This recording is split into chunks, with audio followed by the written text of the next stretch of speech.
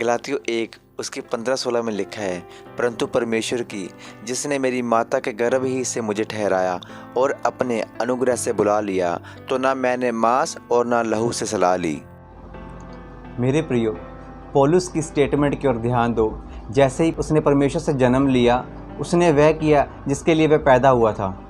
जैसे एक पक्षी उड़ने के लिए पैदा होता है और मछली तैरने के लिए पैदा होती है, ऐसे ही मसीही गवाही देने के लिए पैदा होते हैं। गवाही देना उनका स्वभाव है। परमेश्वर अपना आत्मा, गवाही का आत्मा हमारे अंदर देता है। वह हमारे ऊपर थोपता नहीं है, वह हमें मजबूर नहीं करता है कि मेरी गवाही दो। हम उसके प्रोग्राम किए गए रोबोट नहीं हैं और ना ही वह हमारा तानाशाह है।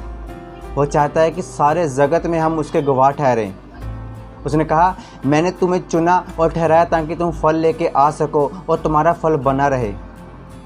उसने हमें ये नहीं कहा, क्या तुम्हारे पास थोड़ा टाइम है, तुम्हारे पास थोड़ा टाइम फ्री है, क्या तुम मेरे लिए काम कर सकते हो।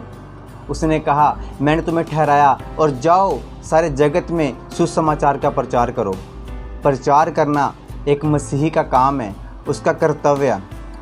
मसीही का काम बिज़ी होना नहीं है, उसकी गवाही देना है। आज लोग मसीह के काम में बिज़ी है लेकिन उसकी गवाही नहीं देते हैं। मेरे स्पिरिचुअल फादर एक बात बोलते हैं कि आपका नाम गवाही मैन होना चाहिए। जैसे आप अपने पड़ोसी को, अपने दोस्त को, अपने किसी रिश्तेदार को मिलो तो वो आपको जाने एक गवाही मैन के नाम से, कि जैसे वो बंदा मेरे को मिलेगा ये मेरे को गवाही देगा।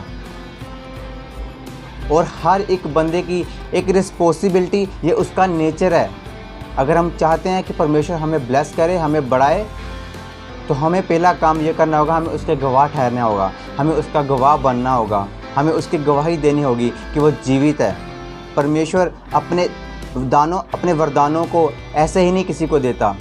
आर्मी को वर्दी सम्मानित होने के लिए नहीं दी जाती, ना उसको हथियारों से लैस इसलिए की जाता है कि उनको गिफ्ट कर दिया। उनका असली स्थान युद्ध का मैदान है। ऐसे ही मसीहों का असली स्थान लोगों को बचाना है।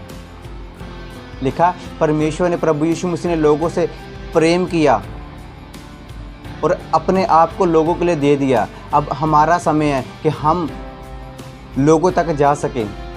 जब यीशु मसीह इस दुनिया से स्वर्ग गए, धरती से, पृथ्वी से स्वर्ग को गए, उन्होंने अपनी मिनिस्ट्री अपने चेलों को और हमें सौंप दी ताकि हम उस मिनिस्ट्री को आगे चला सकें। परमेश्वर ने ये नहीं कहा कि तुम बस बैठे रहो, उसने कहा मैं तुम्हारे साथ काम करूँगा। वो हमारे साथ रात दिन काम करता है। उसने कहा हमें दिन में ही काम करना होगा। वह रात आ रही है जब कोई काम नहीं कर पाएगा। मैं चाहता हूँ हमें दिन ही दिन में काम करना चाहिए और वह रात जो आएगी उस रात में हम उठाए जाएं और हमें ये संदेश सारे देश में, सारी पृथ्वी के शोर तक पहुँचाना होगा कि वो आ रहा है। उसके सुसमाचार का प्रचार हमें पृथ्वी के शोर तक पहुँचाना होगा। सबको जय मसीह की।